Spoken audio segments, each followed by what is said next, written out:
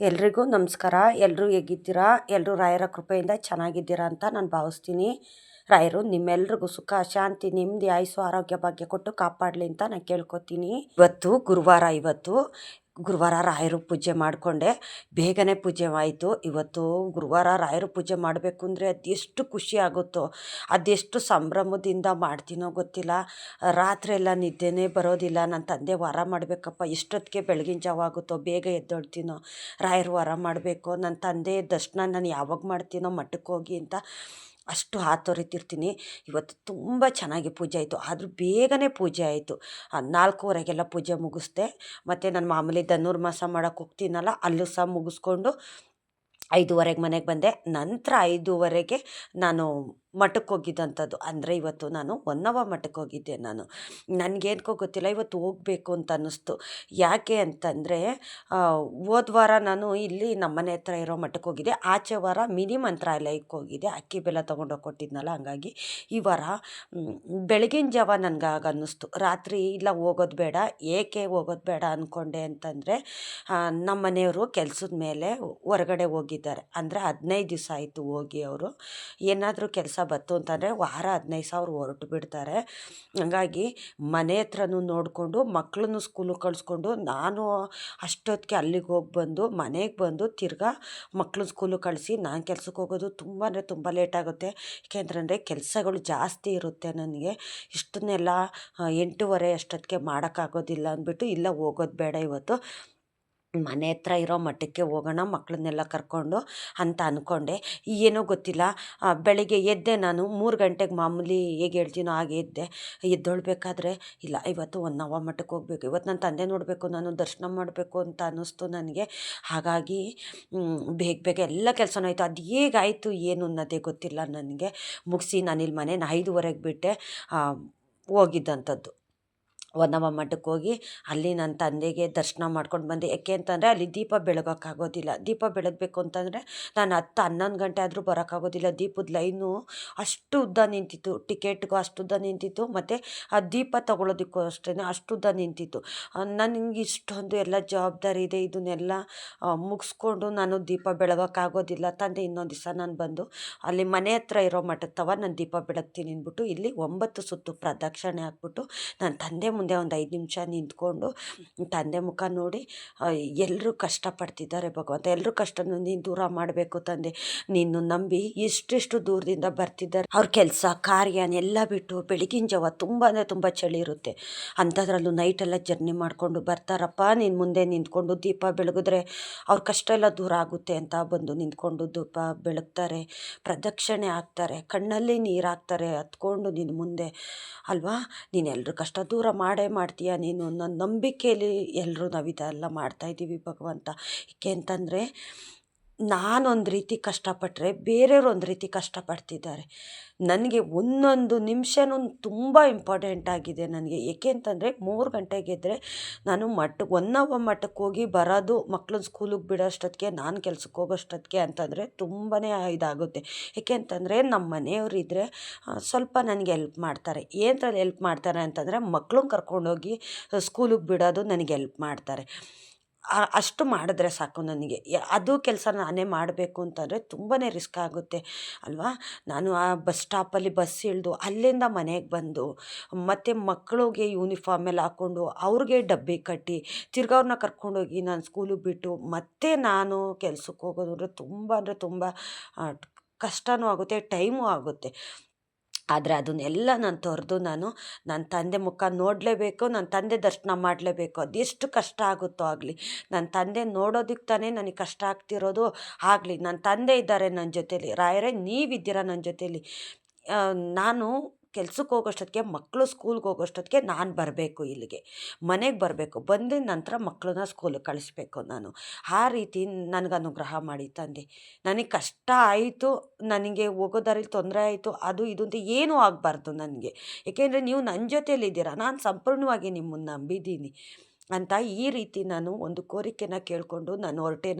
ಇವತ್ತೇನು ಗಡಿಬಿಡಿ ಆಗಲಿಲ್ಲ. ಏಕೆ ಅಂತಂದರೆ ನಮ್ಮ ಮನೆಯವರಿದ್ದರೆ ಸ್ವಲ್ಪ ಮಕ್ಕಳು ಸ್ಕೂಲಿಗೆ ಬಿಡೋದು, ಏನೋ ಒಂದು ಜವಾಬ್ದಾರಿ ತಗೋತಾರೆ. ನನಗೆ ಅಷ್ಟು ಟೆನ್ಷನ್ ಇರೋದಿಲ್ಲ. ನನ್ನ ಪಾಡಿಗೆ ನಾನು ಹೋಗ್ತೀನಿ, ಮನೆಗೆ ಬರ್ತೀನಿ. ನಂತರ ಇಲ್ಲಿ ಏನು ನನ್ನ ಕೆಲಸ ಇದೆ ಮುಗಿಸ್ಕೊಂಡು ನಾನು ಕೆಲ್ಸಕ್ಕೆ ಹೊರಡ್ತೀನಿ. ಮಕ್ಕಳು ಜವಾಬ್ದಾರಿ ಇರೋದಿಲ್ಲ ನನಗೆ. ಆದರೆ ಇವತ್ತು ಎಲ್ಲ ಜವಾಬ್ದಾರಿನೂ ನನ್ನದೇ ಆಗಿತ್ತು. ಅವರು ಒಂದು ಸತಿ ಕೆಲ್ಸಕ್ಕೆ ಹೋದರೆ 1 ವಾರ 15 ದಿವಸ ಹೊರಗಡೆ ಹೋಗೋದ್ರಿಂದ ಮನೆಯಲ್ಲೂ ನಾನು ನೋಡಿಕೊಂಡು ಇತ್ತಾಗ ಮಕ್ಕಳನ್ನೂ ನೋಡಿಕೊಂಡು ಮಕ್ಕಳು ಸ್ಕೂಲ್ಗೂ ಬಿಟ್ಕೊಂಡು ನಾನು ಕೆಲ್ಸಕ್ಕೆ ಹೋಗಬೇಕು ಅಂದರೆ ತುಂಬಾ ರಿಸ್ಕ್ ಆಗುತ್ತೆ. ಅಂಥದ್ರಲ್ಲೂ ನಾನು ಮಠಕ್ಕೆ ಹೋಗಬೇಕು, ನನ್ನ ತಂದೆ ದರ್ಶನ ಮಾಡಬೇಕು ಅಂತ ತುಂಬಾ ಆಸೆ ಇದೆ. ನನಗಿಷ್ಟೆಲ್ಲ ಕಷ್ಟ ಇದೆಯಲ್ಲ, ನಾನು ಬರಲ್ಲ ತಂದೆ. ಏಕೆಂತಂದರೆ ನಿನಗೆ ಅಲ್ಲಿ ಮಠಕ್ಕೆ ಹೋಗಿ ಬಂದರೆ ನಾನಿಲ್ಲಿ ಇಷ್ಟು ಕೆಲಸ ಎಲ್ಲ ಮುಗಿಸಿ ಮಕ್ಕಳು ಸ್ಕೂಲಿಗೆ ಕಳಿಸೋದು, ನಾನು ಕೆಲ್ಸಕ್ಕೆ ಹೋಗೋಕೆ ಆಗೋದಿಲ್ಲ. ಟೈಮ್ ಅಡ್ಜಸ್ಟ್ ಆಗೋದಿಲ್ಲ. 9 ಗಂಟೆ ಅಷ್ಟೊತ್ತಿಗೆ ಇದನ್ನೆಲ್ಲ ಮುಗಿಸ್ಬೇಕು ನಾನು. ಆಗೋದಿಲ್ಲ. ಹೊನ್ನಾವರ ಮಠಕ್ಕೆ ಹೋಗಿ ಬರೋದು ಅಂದರೆ ತುಂಬಾ ಕಷ್ಟ ಆಗುತ್ತೆ ಅಂತ ನಾನು ಯಾವತ್ತೂ ಅಂದ್ಕೊಳಕ್ಕೆ ಹೋಗೋದಿಲ್ಲ. ಆಗುತ್ತೆ, ಮಾಡ್ತೀಯ ನೀನು, ನನ್ನ ಜೊತೇಲಿ ನೀನು ಇದ್ದೀಯ. ನಾನು ಒಂದೊಂದು ನಿಮಿಷನೂ ನಾನು ಕಳಿಯೋಕ್ಕೆ ಹೋಗೋದಿಲ್ಲ. ಏಕೆಂತಂದರೆ ಒಂದೊಂದು ನಿಮಿಷನೂ ನನಗೆ ಇಂಪಾರ್ಟೆಂಟ್ ಆಗಿದೆ. ನನಗೆ ಟೈಮು ಅನ್ನೋದು ಸುಮ್ಮನೆ ಎಲ್ರಿಗೂ ಸಹ ಸಿಕ್ಕೋದಿಲ್ಲ. ಆ ಟೈಮು ನಾವು ಸುಮ್ಮನೆ ಅಲ್ಲಿ ಇಲ್ಲಿ ಕೂತ್ಕೊಂಡು ಕಾಲಹರಣ ಮಾಡೋದಕ್ಕೆ ಹೋಗಬಾರ್ದು. ಒಂದು 5 ನಿಮಿಷ ಟೈಮ್ ಸಿಗ್ತಾ ಏನಾದರೂ ಒಂದು ಮಾಡಬೇಕು ನಾವು. ಆಗುತ್ತೆ ಅಂತಲೇ ನಾವು ಮಾಡ್ತಾ ಹೋದರೆ ಖಂಡಿತ ಎಲ್ಲವೂ ಆಗುತ್ತೆ. ಇವತ್ತು ನಾನು ಅದನ್ನು ಮಾಡಿದೆ ನಾನಿವತ್ತು. ಏಕೆಂದರೆ ನನ್ನ ತಂದೆ ನನ್ನ ಜೊತೆಲಿದ್ದರು. ನಾನು ಮಾಡಿದೆ ಅಂತ ಹೇಳೋದಿಲ್ಲ, ನನ್ನ ತಂದೆ ನನ್ನ ಜೊತೆಲಿದ್ದರು. ಇಷ್ಟನ್ನೆಲ್ಲ ಮಾಡೋದಕ್ಕೆ ನನಗೆ ಶಕ್ತಿ ಕೊಟ್ಟರು, ದಾರಿ ತೋರಿಸಿದ್ರು, ನನಗೆ ತಲೆಯಲ್ಲಿ ಬುದ್ಧಿ ಕೊಟ್ಟರು. ನನಗೆ ನಿನ್ನ ಕೈಲಾಗುತ್ತೆ, ನೀನು ಮಾಡು, ನೀನು ಹೆದರಬೇಡ, ನಿನ್ನ ಜೊತೆಗೆ ನಾನಿದ್ದೀನಿ ಅಂತ ನನ್ನ ತಂದೆ ನನ್ನ ಜೊತೆಗೆ ನಿಂತ್ಕೊಂಡಿದ್ದಂಥದ್ದು. ಏಕೆಂತಂದರೆ ಇದೊಂದು ವಿಷಯ ಅಂತಲ್ಲ, ಪ್ರತಿಯೊಂದು ವಿಷಯದಲ್ಲಾಗಲಿ ಏನೇ ಒಂದು ಸಮಸ್ಯೆ ಬತ್ತಾ ನಿಮಗೆ ರಾಯರನ್ನ ಸಂಪೂರ್ಣವಾಗಿ ನಂಬಿಡಿ. ಆಗುತ್ತೆ ನನ್ನ ಕೈಲಿ, ನಾನು ಮಾಡ್ತೀನಿ. ನನ್ನ ಜೊತೆ ನೀವಿದ್ದೀರಾ, ನೀವು ಇದನ್ನೆಲ್ಲ ಮಾಡಿಸ್ತಾ ಇದ್ದೀರಾ ಅಂತ ನೀವು ಮಾಡ್ತಾ ಹೋಗಿ. ಏನೇ ಒಂದು ಕೆಲಸನ ಹಿಂದೆ ಮುಂದೆ ನೋಡೋದಕ್ಕೆ ಹೋಗ್ಬಿಡಿ. ಆದರೆ ನ್ಯಾಯ, ನೀತಿ, ಶ್ರದ್ಧೆ, ಭಕ್ತಿ, ಧರ್ಮದ ದಾರಿಲಿ ನಡೀತಾ ನೀವು ಏನೇ ಒಂದು ಕೆಲಸ ಮಾಡೋದಕ್ಕೆ ಹೋದ್ರೂ ಅಷ್ಟೇ ಆ ದಾರಿನಲ್ಲಿ ರಾಯರು ಇರ್ತಾರೆ. ನೀವು ಹೋಗೋದೇ ಬೇಡ, ಅವರೇ ಕರ್ಕೊಂಡು ಹೋಗ್ತಾರೆ, ಅವರೇ ಸೂಚನೆ ಕೊಡ್ತಾರೆ. ಧರ್ಮವಾಗಿ ನಡೆಯೋಂಥವ್ರಿಗೆ ಅವರೇ ಸೂಚನೆ ಕೊಟ್ಟು ಕರ್ಕೊಂಡು ಹೋಗ್ತಾರೆ ರಾಯರು. ಇಷ್ಟನ್ನ ನಾವು ಅರ್ಥ ಮಾಡಿಕೊಂಡು ರಾಯರು ನಮ್ಮ ಮನಸ್ಸಲ್ಲೇ ಪೂಜಿಸ್ತಾ, ಮನೆಯಲ್ಲಿ ಪೂಜಿಸ್ತಾ, ಮಠಕ್ಕೆ ಹೋಗಿ ಅಲ್ಲೂ ಸಹ ಕಣ್ಣು ತುಂಬಿಕೊಂಡು ನಾವು ಬರ್ತೀವಿ. ನಾವು ಏನಾದರೂ ಏನೋ ಒಂದು ಕೆಲಸ ಮಾಡಬೇಕಾದ್ರೆ ನಮ್ಮ ಜೊತೆ ಯಾರೋ ಇದ್ದಾರೆ. ನನ್ನ ತಂದೆ ಇದ್ದಾರೆ, ನನ್ನ ಗುರು ಇದ್ದಾರೆ, ನನ್ನ ಮನಸ್ಸಲ್ಲಿದ್ದಾರೆ, ನನ್ನ ಮನೆಯಲ್ಲಿದ್ದಾರೆ. ನಾವು ಮನೆಯಿಂದ ಹೊರಟು ಮನೆಗೆ ಬರೋ ತನಕನೂ ನಮ್ಮ ಜೊತೇಲಿ ನೀವಿದ್ದೀರಾ. ಸದಾಕಾಲ ನೀವು ನನ್ನ ಜೊತೇಲಿ ಇರಬೇಕು ಭಗವಂತ. ನೀವಿದ್ದೀರಾ, ನಾನು ಅದಕ್ಕೆ ಈ ಕೆಲಸ ನಾನು ಮಾಡ್ತಾಯಿದ್ದೀನಿ. ನಾನು ಹಿಂದೆ ಮುಂದೆ ಏನೂ ನೋಡೋಕ್ಕೆ ಹೋಗೋದಿಲ್ಲ ಭಗವಂತ, ನಾನು ಮಾಡ್ತೀನಿ ಅಂತ ನನ್ನ ತಂದೆ ಹೆಸ್ರು ಹೇಳ್ಕೊಂಡು ಏನೇ ಒಂದು ಕೆಲಸಕ್ಕೆ ಕೈ ಹಾಕಿದ್ರು ಅಷ್ಟೇ ಅದು ಅಸ್ತು ಅಂತ ಹೇಳ್ತಾರೆ ನನ್ನ ತಂದೆ. ಏಕೆಂತಂದರೆ ಕಷ್ಟಪಡೋ ಮನುಷ್ಯನ ಜೊತೆನೇ ರಾಯರಿರುವಂಥದ್ದು. ಕಣ್ಣೀರು ಹಾಕೋ ವ್ಯಕ್ತಿ ಜೊತೆ ಇರುವಂಥದ್ದು. ಯಾರ್ಯಾರು ಕಷ್ಟಪಡ್ತಾರೋ, ಯಾರ್ಯಾರು ನೋವಿನಲ್ಲಿದ್ದಾರೋ ಅವ್ರ ಜೊತೆಗೆಲ್ಲ ಇದ್ಕೊಂಡು ರಾಯರು ಸೂಚನೆ ಕೊಡ್ತಾರೆ. ಯಾವತ್ತೂ ಅವ್ರನ್ನ ಕೈ ಬಿಡೋದಿಲ್ಲ. ಇನ್ನು ಕೆಲವರಂತೂ ನಾನು ರಾಯರ ಪೂಜೆ ಅಷ್ಟು ಚೆನ್ನಾಗಿ ಮಾಡ್ತಾಯಿದ್ದೀನಿ, ಅಷ್ಟು ವರ್ಷಗಳಿಂದ ಮಾಡ್ತಾಯಿದ್ದೀನಿ, ಆದರೂ ರಾಯರು ನನಗೆ ಒಳ್ಳೇದು ಮಾಡ್ತಾಯಿಲ್ಲ, ಏನಕ್ಕೆ ಅಂತ ಗೊತ್ತಿಲ್ಲ ಅಂತ ನೀವು ಕೇಳ್ತೀರಾ. ಇಲ್ಲ, ನೀವು ಮಾಡಿದ್ದು ಪೂಜೆಗೆ ಫಲ ಇದ್ದೇ ಇರುತ್ತೆ. ರಾಯರು ಒಂದಲ್ಲ ಒಂದು ದಿವಸ ನಿಮ್ಮ ಕೈ ಹಿಡಿತಾರೆ. ಆದರೆ ರಾಯರು ಪೂಜೆ ಮಾಡಿದ್ರೆ ಕೆಲವು ಜನ ಅವಮಾನ ಮಾಡ್ತಾರೆ ನನಗೆ. ನೀನು ಎಷ್ಟು ಪೂಜೆ ಮಾಡ್ತೀಯಾ, ಎಷ್ಟು ದೇವಸ್ಥಾನಕ್ಕೆ ಹೋಗ್ತೀಯಾ, ಆದರೂ ನಿನ್ನ ರೋಗ ಕಮ್ಮಿ ಆಗಿಲ್ಲ, ನಿನ್ನ ಕಷ್ಟ ದೂರ ಆಗಿಲ್ಲ, ನೀನು ಹೇಗಿದೆಯೋ ಹಾಗೇ ಇದೆಯಾ, ದೇವ್ರ ಪೂಜೆ ಮಾಡ್ತಾಯಿದ್ಯಾ, ಮತ್ತು ಬದಲಾವಣೆ ಆಗಬೇಕಿತ್ತಲ್ಲ ಅಂತ ಕೇಳ್ತಿದ್ದಾರೆ. ತಂದೆ, ಇದಕ್ಕೆ ನೀವು ಉತ್ತರ ಕೊಡಬೇಕು, ನನ್ನಿಂದ ಉತ್ತರ ಇಲ್ಲ. ಯಾಕೆ ಅಂತಂದರೆ ನೀನು ದೇವ್ರ ಪೂಜೆ ಮಾಡಿನೂ ನಿನಗೆ ಕಷ್ಟ ದೂರ ಆಗಿಲ್ಲ, ನಿನ್ಗೆ ಆರೋಗ್ಯನೂ ಅಷ್ಟೇ ಸರಿ ಹೋಗಿಲ್ಲ, ನೀನು ಮತ್ತು ಏನಕ್ಕೆ ಪೂಜೆ ಮಾಡ್ತಾಯಿದ್ಯಾ ಅಂತ ಒಂಥರ ಕೇವಲವಾಗಿ ಅವ್ರಿಗೆ ಮಾತಾಡ್ತಿದ್ದಾರಲ್ಲ, ಅದಕ್ಕೆ ನೀವೇ ಉತ್ತರ ಕೊಡಬೇಕು. ಅವ್ರು ಆ ರೀತಿ ಮಾತಾಡ್ದಿರೋ ಹಾಗೆ ಅವ್ರ ಬಾಯಿ ನೀವು ಕಟ್ಟಾಕಬೇಕು, ಅವ್ರ ಬಾಯಿ ಮುಚ್ಚಿಸ್ಬೇಕು. ಅವ್ರಿಗೆ ನೀವು ಇವ್ರಿಗೆ ಯಾರು ಪೂಜೆ ಮಾಡ್ತಿದ್ದಾರೋ ಅವ್ರಿಗೆ ನೀವು ಅನುಗ್ರಹ ಮಾಡಬೇಕು, ಅವ್ರಿಗೆ ಆರೋಗ್ಯ ಭಾಗ್ಯ ಕೊಡಬೇಕು, ಅವ್ರ ಕಷ್ಟನೆಲ್ಲ ನೀವು ದೂರ ಮಾಡಬೇಕು, ನೀವು ಉತ್ತರ ಕೊಡಬೇಕು. ಅವ್ರ ಕಷ್ಟದಲ್ಲಿರೋರಿಗೆ ನೀವು ದಾರಿ ಆಗಬೇಕು, ದಾರಿದೀಪ ಆಗಬೇಕು. ನೀವು ಅವ್ರ ಜೀವನಕ್ಕೆ ಏನು ಕೇಳ್ಕೊತಿದ್ದಾರೋ ಅದನ್ನು ನೀವು ಅನುಗ್ರಹ ಮಾಡಬೇಕು ಭಗವಂತ. ಮಾಡಿದ್ರಲ್ವ, ಬೇರೆಯವರು ಅಷ್ಟೇ ಅವ್ರನ್ನ ಕೇವಲವಾಗಿ ಮಾತಾಡೋದಿಲ್ಲ. ನೀನು ರಾಯರ ಪೂಜೆ ಮಾಡ್ತೀಯಾ, ನಿನ್ಗೆ ಒಳ್ಳೇದಾಗಿಲ್ಲ ಅಂತ ಅವ್ರು ಅಂತಾರಲ್ವ, ಅಂಥವ್ರ ಬಾಯಿ ನೀವು ಮುಚ್ಚಿಸ್ಬೇಕು ಭಗವಂತ. ಯಾರು ನೋವಲ್ಲಿದ್ದಾರೆ ಅವ್ರಿಗೆ ನೀವು ಅನುಗ್ರಹ ಮಾಡಿದ್ರೆ ಖಂಡಿತ ಯಾರು ಅಷ್ಟೇ ಆ ಥರ ಮಾತಾಡೋದಿಲ್ಲ. ಈ ಪೂಜೆ ಮಾಡೋರ್ಗೂ ಅಷ್ಟೇ ಮನಸ್ಸಿಗೆ ನೋವಾಗೋದಿಲ್ಲ. ನೀವು ಮಾಡ್ತೀರ ಅನ್ನೋ ಭರವಸೆ ನಮಗಿದೆ ಭಗವಂತ. ನಿಮ್ಮನ್ನು ನಂಬಿ ಸಾವಿರಾರು ಜನ ಲಕ್ಷಾಂತರ ಜನ ಅಷ್ಟು ದೂರದಿಂದ ಬಂದು ಒಂದು ದೀಪ ಧೂಪ ಬೆಳಗಿದ್ರೆ ನಮ್ಮ ಕಷ್ಟ ಎಲ್ಲ ದೂರ ಆಗುತ್ತೆ ಅಂತ ಅಷ್ಟೆಲ್ಲ ಮಾಡಿ ನಿನ್ನ ಮುಂದೆ ಕೂತ್ಕೊಂಡು ಅಷ್ಟು ಅಳ್ತಾರೆ ಭಗವಂತ. ದೇವಸ್ಥಾನದಲ್ಲಿ ನಿನ್ನ ಮಠದಲ್ಲಿ ಬಂದು ಅವ್ರ ಕಣ್ಣೀರು ನೋಡೋಕ್ಕಾಗೋದಿಲ್ಲ ತಂದೆ. ಅವ್ರ ಕಷ್ಟನೆಲ್ಲ ನೀನು ನೋಡ್ತೀಯಲ್ವಾ, ಅವ್ರು ಹೇಳೋದನ್ನೆಲ್ಲ ನೀವು ಕೇಳಿಸ್ಕೊತೀರಲ್ವಾ, ಅವ್ರ ಕಷ್ಟನೆಲ್ಲ ನೀವು ದೂರ ಮಾಡಿದ್ರೆ ಯಾರು ಅಷ್ಟೇ. ನನ್ನ ತಂದೆ ನನ್ನ ಕಷ್ಟ ಎಲ್ಲ ದೂರ ಮಾಡಿದ್ದಾರೆ. ನಾನು ವಾರಕ್ಕೊಂದ್ಸತಿ ನಾನು ಹೋಗ್ತೀನಿ ಅಂತ ಒಂದು ನಂಬಿಕೆಯಲ್ಲಿ ಬರ್ತಾರೆ ಭಗವಂತ. ಆದರೆ ಕೆಲವರು ನಾನು ತುಂಬ ದೇವ್ರ ಪೂಜೆ ಮಾಡ್ತೀನಿ, ಒಳ್ಳೇದಾಗ್ತಿಲ್ಲ, ಏನಕ್ಕೋ ಗೊತ್ತಿಲ್ಲ, ತುಂಬ ಸಮಸ್ಯೆ ಬರ್ತಿದೆ ಅಂತ ಹೇಳ್ತಿದ್ದಾರೆ. ಆ ಸಮಸ್ಯೆಗೆಲ್ಲ ನೀನು ಉತ್ತರ ಕೊಡಬೇಕು, ಸಮಸ್ಯೆನೆಲ್ಲ ನೀನು ದೂರ ಮಾಡಬೇಕು ಭಗವಂತ. ಏಕೆಂತಂದರೆ ಗುರುವಾರ ರಾಯರ ಪೂಜೆ ಮಾಡಬೇಕು ಅಂತಂದರೆ ಎಲ್ಲೆಲ್ಲದು ಉತ್ಸಾಹ ಬರುತ್ತೆ, ಎಲ್ಲೆಲ್ಲದು ಒಂಥರ ಖುಷಿಯಿಂದ ನಾವು ಮಾಡ್ತೀವಿ. ಬುಧವಾರ ಹಿಂದಿನ ದಿವಸನೇ ಮನೆ ಕ್ಲೀನಿಂಗ್ ಮಾಡಿರೋದಾಗಿರ್ಬೋದು, ನನ್ನ ತಂದೆಗೆ ಪೂಜೆಗೆ ಏನೇನು ಬೇಕೋ ಅದು ತಯಾರಿ ಮಾಡ್ಕೊಳ್ಳೋದಾಗಿರ್ಬೋದು, ಎಷ್ಟೆಷ್ಟೆಲ್ಲ ಮಾಡ್ತೀವಿ. ಅದನ್ನೆಲ್ಲ ನಾವು ಕೆಲಸ ಅಂತ ಮಾಡೋದಿಲ್ಲ, ಮನಸ್ಸಿಗೆ ನೆಮ್ಮದಿ ಕೊಡುತ್ತೆ ಅದನ್ನೆಲ್ಲ ಮಾಡ್ತಿದ್ರೆ. ನನ್ನ ತಂದೆಗೆ ಸೇವೆ ಮಾಡಬೇಕು ಅಂತಂದರೆ ಏನೇನೆಲ್ಲ ಒಂದು ಮಾಡ್ತೀವಿ ನಾವು ಕೆಲ್ಸಕ್ಕೆ ಹೋಗಿ ಬರೋರಾಗಿರೋದ್ರಿಂದ ಬೆಳಗಿನ ಜಾವ ಮಾಡೋದು, ರಾತ್ರಿ 12 ಗಂಟೆ 1 ಗಂಟೆ ಗಂಟನೂ ನಿನ್ನ ಸೇವೆ ಮಾಡೋದಕ್ಕೆ ಏನೇನೋ ರೆಡಿ ಮಾಡ್ಕೋಬೇಕು ಅದನ್ನೆಲ್ಲ ಮಾಡೋದು ಅಂದರೆ ನನಗೆ ತುಂಬ ಅಂದರೆ ತುಂಬ ಇಷ್ಟ. ನನ್ನ ಥರನೇ ಪ್ರತಿಯೊಬ್ಬರು ಇಷ್ಟಪಡ್ತಿದ್ದಾರೆ. ನನ್ನ ತಂದೆಗೆ ನನ್ನ ಕೈಯಾರ ಹೂ ಮಾಲೆ ಮಾಡಿದೆ ನಾನು. ಏಕೆಂತಂದರೆ ತುಳಸಿನೂ ಸಹ ತೊಗೊಂಡು ಬಂದಿದ್ದೆ. ಇವತ್ತು ತುಳಸಿ ಹಾಕೋದು ಬೇಡ, ಈ ರೀತಿ ಹೂ ಹಾಕೋಣ ಅಂತಂದ್ಬಿಟ್ಟು ಹೂ ಕಟ್ಟಿಬಿಟ್ಟು ಹಾಕಿದ್ರೆ ಚೆನ್ನಾಗಿ ಕಾಣಿಸೋದಿಲ್ಲ ಅಂತಂದ್ಬಿಟ್ಟು ನಾನು ಹೂ ತೊಟ್ಟೆಲ್ಲ ಮುರಿದ್ಬಿಟ್ಟು ಈ ಥರ ಏರಿಸ್ಬಿಟ್ಟು ಹಾಕ್ತೇನೆ ನಾನು. ತುಂಬ ಅಂದರೆ ತುಂಬ ಚೆನ್ನಾಗಿ ಕಾಣಿಸ್ತಿದ್ರು. ನನ್ನ ತಂದೆ ಮುಂದೆನೇ ನಿಂತ್ಕೋಬೇಕು, ನಮ್ಮ ತಂದೆನೇ ನೋಡಬೇಕು ಅಂತ ಅನ್ಸೋದು. ಆದರೆ ಇವತ್ತು ಅದಾಗಲಿಲ್ಲ.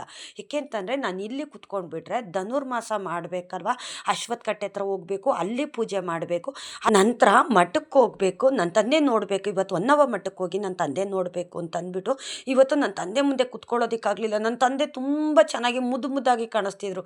ಏಕೆಂತಂದರೆ ನಾನು ಹೂ ಮಾಲೆನ ಆ ರೀತಿ ರೆಡಿ ಮಾಡಿದ್ದೆ ನಾನು. ಈ ಥರ ನನ್ನ ಅಪ್ಪಂಗೆ ಏನಾದರೂ ಒಂದು ಮಾಡಬೇಕು, ರೆಡಿ ಮಾಡಬೇಕು, ನನ್ನ ತಂದೆನೂ ನೋಡಬೇಕು ಅಂದರೆ ನನಗೆ ತುಂಬ ಖುಷಿಯಾಗುತ್ತೆ. ನನ್ನ ತಂದೆಗೆ ಏನಾದರೂ ನೈವೇದ್ಯ ಮಾಡಿ ಇಡಬೇಕು ಅಂತ. ಟೈಮ್ ಇಲ್ಲ ಅಂದ್ರೂ ನಾನು ಒಂದು 5 ನಿಮಿಷ ಟೈಮ್ ಸಿಕ್ಕರು ಸಾಕು, ಅದರಲ್ಲಿ ಪಟ ಏನಾದರೂ ಒಂದು ಮಾಡಿಡ್ತೀನಿ. ಒಂದೊಂದು ಸತಿ ಮಾಡೋಕ್ಕಾಗಿಲ್ಲ ಅಂದರೆ ನೀರಿಡ್ತೀನಿ ಮತ್ತು ಬಾಳೆಹಣ್ಣು ಇಡ್ತೀನಿ, ಇಲ್ಲ ಡ್ರೈ ಫ್ರೂಟ್ಸ್ ಇಡ್ತೀನಿ. ನಂಗೆ ಟೈಮ್ ಇತ್ತು ಅಂತಂದರೆ ಈ ಥರ ಏನಾದ್ರು ಪೊಂಗಲ್ ಮಾಡೋದು, ಇಲ್ಲಾಂದರೆ ಕಡಲೆಬೇಳೆ ಬೆಲ್ಲ ಬೇಯಿಸ್ಬಿಟ್ಟು ಆ ಹೂರ್ಣ ಮಾಡೋದು, ಈ ಥರ ಏನಾದರೂ ಮಾಡ್ತೀನಿ. ಇವತ್ತು ಅದನ್ನು ಮಾಡೋಕ್ಕಾಗಲಿಲ್ಲ. ಡ್ರೈ ಫ್ರೂಟ್ಸು ಮತ್ತು ಹಣ್ಣುಗಳು, ಬಾಳೆಹಣ್ಣು ಇದನ್ನೆಲ್ಲ ಹಾಕ್ಬಿಟ್ಟು ನನ್ನ ತಂದೆಗೆ ನೈವೇದ್ಯ ಮಾಡಿದೆ. ಮನೆ ದೇವ್ರಿಗೂ ಅಷ್ಟೇ ಎಲ್ಲ ಮಾಡಿಟ್ಬಿಟ್ಟು ಪೂಜೆ ಮುಗಿಸಿ ನನ್ನ ಧನುರ್ಮಾಸ ಅದೂ ಅಷ್ಟೇ. ಅಲ್ಲಿಗೆ ಹೋದರೆ ನನಗೆ 1 ಅವರ್ ಬೇಕು, 1 ಅವರ್ಗಿಂತ ಕಮ್ಮಿ ಆಗೋದಿಲ್ಲ. ಆದರೆ ಮನೆ ಜನ ಎಲ್ಲ ಹೋಗ್ತೀವಿ, ಒಬ್ಬೊಬ್ಬರು ಒಂದೊಂದು ಕೆಲಸ ಮಾಡ್ತೀವಿ, ಆದ್ರೂ ಅಷ್ಟೊತ್ತಾಗುತ್ತೆ. ಏಕೆಂತಂದರೆ ಅಶ್ವತ್ಥ ಕಟ್ಟೆ ಸುತ್ತ ಅದನ್ನೆಲ್ಲ ಗುಡಿಸ್ಬೇಕು, ಮತ್ತು ಅಲ್ಲೆಲ್ಲ ತೊಳಿಬೇಕು, ಮತ್ತು ನಾಗರ ಕಲ್ಲಿದೆಯಲ್ಲ ಅದನ್ನು ಹಿಂದಿನ ದಿವಸ ಎಲ್ಲ ಪೂಜೆ ಮಾಡಿರ್ತಾರೆ. ನೈವೇದ್ಯನ ಸಕ್ಕರೆ ಬೆಲ್ಲ ಅದೆಲ್ಲ ಅಲ್ಲಲ್ಲೇ ಇಟ್ಬಿಟ್ಟಿರ್ತಾರೆ, ಅದನ್ನೆಲ್ಲ ತೆಗಿಬೇಕು, ಮತ್ತು ಅದನ್ನೆಲ್ಲ ಕ್ಲೀನ್ ಮಾಡಬೇಕು. ಅದನ್ನೆಲ್ಲ ಕ್ಲೀನ್ ಮಾಡಿ ನಂತರ ಅದನ್ನೆಲ್ಲ ಒಂದು ಬಟ್ಟೆ ತೊಗೊಂಡೋಗಿ ಅದನ್ನೆಲ್ಲ ಗುಡಿಸಿ ತಿರ್ಗಾ ನಾನು ನೀರು ಮನೆಯಿಂದ ಒಂದು ಬಿಂದಿಗೆ ಮಡಿ ನೀರು ತೊಗೊಂಡೋಗ್ತೀನಿ, ಅದನ್ನೆಲ್ಲ ತೊಳೆದು ನಂತರ ಅರ್ಶಿನ ಕುಂಕುಮ ಇಟ್ಟು ಆಮೇಲೆ ಪೂಜೆ ಮಾಡೋಕ್ಕೆ ಸ್ಟಾರ್ಟ್ ಮಾಡ್ಕೋತೀನಿ. ಇಷ್ಟು ಮಾಡಬೇಕು ಅಂದರೆ 1 ಅವರ್ ಆಗುತ್ತೆ. ಪೂಜೆ ಮಾಡಿದ್ಮೇಲೆ ಒಂದು 10 ನಿಮಿಷ ನನಗೆ ಅಲ್ಲಿ ಕೂತ್ಕೋಬೇಕು. ಮನೆಯಲ್ಲೇ ಆಗಲಿ ಹೊರಗಡೆ ಅಶ್ವತ್ಥ ಕಟ್ಟೆ ಹತ್ರ ಆಗಲಿ ಎಲ್ಲೇ ಪೂಜೆಗೆ ಹೋದ್ರೂ ಆಗ ಪೂಜೆ ಮಾಡಿಬಿಟ್ಟು ಆಗ ಓಡಿ ಬರಬಾರ್ದು. ಯಾರು ಅಷ್ಟೇ, ನಾನು ಅಂತಲ್ಲ ನೀವೇ ಆಗಲಿ ಯಾರೂ ಆ ಥರ ಬರೋಕ್ಕೆ ಹೋಗಬೇಡ್ರಿ. ಒಂದು 10 ನಿಮಿಷ ನೀವು ಪೂಜೆ ಮಾಡೋದೇನಕ್ಕೆ, ನಿಮ್ಮ ಮನೆಗೆ ಒಳ್ಳೇದಾಗಲಿ ನಿಮ್ಗೆ ಒಳ್ಳೇದಾಗಲಿ ಅಂತ ಅಲ್ವಾ. ಒಂದು 10 ನಿಮಿಷ ಒಂದು 5 ನಿಮಿಷ ಕುತ್ಕೊಂಡು ಕಣ್ಣು ಮುಚ್ಚಿ ನೀವು ಪ್ರಾರ್ಥನೆ ಮಾಡ್ಕೊಳ್ಳಿ. ನಿಮ್ಮ ಕೋರಿಕೆನ ಅಶ್ವತ್ಥ ವೃಕ್ಷ ಈಡೇರಿಸೋವಂಥದ್ದು. ನೀವು ಏನೇ ಒಂದು ಕೋರಿಕೆ ಇಟ್ಕೊಂಡ್ರು ಅಲ್ಲಿ ಪೂಜೆ ಮಾಡಿದ್ರು ಅದನ್ನು ಅಸ್ತು ಅಂತ ಹೇಳ್ತಾರೆ. ಇದು 100ಕ್ಕೆ 100ರಷ್ಟು ಸತ್ಯ. ಇದು ನೀವು ಬೆಳಗಿನ ಜಾವ ಬೇಗ ಎದ್ದೊಳೋದು ಅಭ್ಯಾಸ ಮಾಡ್ಕೊಳ್ಳಿ. ಮನೆಯಲ್ಲಿ ಪೂಜೆ ಮುಗಿಸಿ ಅಲ್ಲಿ ಒಂದು 5 ಗಂಟೆ 5 ಕಾಲ್ಗೆ ಹೋದರೆ ಅಲ್ಲಿ ಪೂಜೆನ ಒಂದು 5:45 ಒಳಗಡೆ ಮುಗಿಸಿ. ನಿಮ್ಮ ಕೋರಿಕೆ ಏನಿದೆ, ನಿಮ್ಮ ಕಷ್ಟ ಏನಿದೆ, ನಿಮ್ಗೇನು ಆಗಬೇಕೋ ಅದನ್ನೆಲ್ಲ ಅರಳಿ ಮರದ ಕೆಳಗಡೆ ಕೂತ್ಕೊಂಡು ನಿಮ್ಮ ಕಷ್ಟ ಎಲ್ಲ ಹೇಳ್ಕೊಳ್ಳಿ. ಖಂಡಿತ ಇದು 100ಕ್ಕೆ 100ರಷ್ಟು ದೂರ ಮಾಡ್ತಾರೆ. ಏಕೆ ಅಂತಂದರೆ ಇದನ್ನು ನಾನು ಪ್ರತಿ ವರ್ಷವೂ ನಾನು ಪಾಲಿಸ್ತಾ ಇದ್ದೀನಿ. ಪ್ರತಿ ವರ್ಷ ಅಂದರೆ ಧನುರ್ಮಾಸದಲ್ಲಿ ಅಂತಲ್ಲ, ನಾನು ಬೇರೆ ಟೈಮಲ್ಲೂ ಅಷ್ಟೇ ನಾನು ನಮ್ಮ ಮಕ್ಕಳು ನಮ್ಮ ಮನೇಲಿ ಎಲ್ಲರೂ ಸಹ ಹೋಗೋವಂಥದ್ದು. ಇಂಥ ಟೈಮು ಅಂತಲೇ ನಾನು ಹೇಳೋದಿಲ್ಲ. ಅಂದರೆ ಧನುರ್ಮಾಸ ಅಂದರೆ ವಿಶೇಷ. ದೇವಾನ್ ದೇವತೆಗಳು ಅನುಗ್ರಹ ಮಾಡೋವಂಥ ಟೈಮ್ ಇದು. ಅದಕ್ಕೆ ಧನುರ್ಮಾಸದಲ್ಲಿ ಮಾಡಬೇಕು ಅನ್ನೋದು. ಬೇರೆ ಟೈಮಲ್ಲೂ ಮಾಡೋದಿಲ್ವಾ ಅಂತ ಕೇಳ್ಬೋದು, ಬೇರೆ ಟೈಮಲ್ಲೂ ಸಹ ಮಾಡ್ತಾರೆ. ಅಂದರೆ ಧನುರ್ಮಾಸದಲ್ಲಿ ಕೇಳೋದ್ರಿಂದ ತುಂಬ ವಿಶೇಷತೆ ಅನ್ನೋದಿರುತ್ತೆ. ಅಶ್ವತ್ಥ ವೃಕ್ಷತ್ರ ನೀವು ಏನು ಕೇಳಬೇಕು, ಯಾವ ಥರ ಕೇಳಬೇಕು ಅಂತ ನಾನು ಮುಂದಿನ ವೀಡಿಯೋದಲ್ಲಿ ಹೇಳ್ತೀನಿ. ಯಾಕೆಂದರೆ ವೀಡಿಯೋ ತುಂಬ ಲೆಂತಿ ಆಗಿಬಿಡುತ್ತೆ. ಇಷ್ಟೊತ್ತು ನನ್ನ ವೀಡಿಯೋ ನೋಡಿದ್ದಕ್ಕಾಗಿ ತುಂಬ ಹೃದಯದ ಧನ್ಯವಾದಗಳು. ರಾಯರು ನಿಮ್ಮೆಲ್ರಿಗೂ ಸುಖ, ಶಾಂತಿ, ನೆಮ್ಮದಿ, ಆಯುಸ್ಸು, ಆರೋಗ್ಯ, ಭಾಗ್ಯ ಕೊಟ್ಟು ಕಾಪಾಡಲಿ ಅಂತ ನಾನು ಕೇಳ್ಕೊತೀನಿ.